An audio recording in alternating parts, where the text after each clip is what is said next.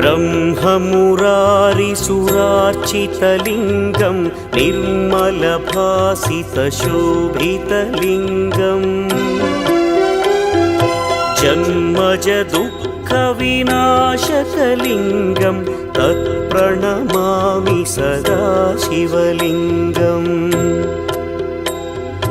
देवमुनिप्रवरार्चितलिङ्गं कामदहन करुणाकरलिङ्गम् रावणदर्पविनाशकलिङ्गं तत्प्रणमामि सदा शिवलिङ्गम्